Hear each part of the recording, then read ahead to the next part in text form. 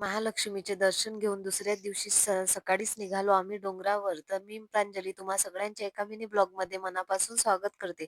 दुसऱ्या दिवशी सकाळीच आम्ही 5 वाजता डोंगरावर पोहोचलो. तर तो कोणता डोंगर आहे? तर खंडोबाचा. रत्नासुराचा वध करण्यासाठी महालक्ष्मीने केदारलिंग आणि ज्योतिबा, कालभैरव यांची निर्मिती केली होती. त्याच्यानुसार इथे त्यांनी रक्षण केलं आणि महालक्ष्मीने असे सांगितलं, की "तू इथे जाऊन राहा."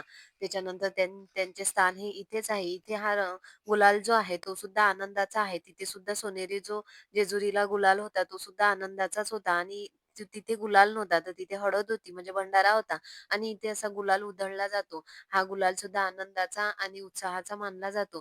त्याच्यानंतर आम्ही इथे 1 ते 2 तास दर्शन घेतले. इथे असे 3ही लिंग स्थापन आणि केले. आतमध्ये सुद्धा जे बांधकाम आहे ते अहिल्यादेवी होळकर यांनी या मंदिराचा जीर्णोद्धार केला आणि खूप छान असं बांधकाम केलेलं आहे. इथे सुद्धा जाण्यासाठी आम्हाला 1 ते 2 तास वेळ लागला कारण इथे सुद्धा खूप गर्दी होती.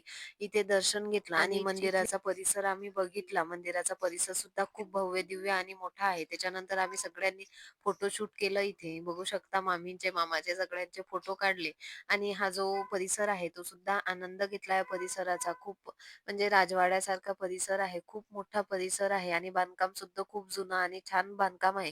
कुठे गेल्यानंतर खूप काही पाहायला मिळतं आणि लोकांची श्रद्धा सुद्धा आपल्या डोळ्यांनी दिसते, की एवढं सगळं लोकं कसं करू शकतात. बघू शकता तुम्ही यांनी शक्तीचं प्रदर्शन केलेलं नसून आपली श्रद्धा जी आहे ती देवावर एवढी अटूट असते, हे याचं प्रदर्शन आहे. त्याच्यानंतर आम्ही निघालो पुढच्या प्रवासाला. तर तो प्रवास तुम्ही आमच्यासोबत नक्की अनुभवा. तुम्हाला जर का हा व्लॉग आवडला असेल तर मला कमेंट्समध्ये नक्की सांगा आणि तुम्ही कोल्हापूरला गेल्यानंतर जेजुरीला गेले आहे का? सॉरी खंडोबाला गेले आहे का? ते सुद्धा नक्की सांगा.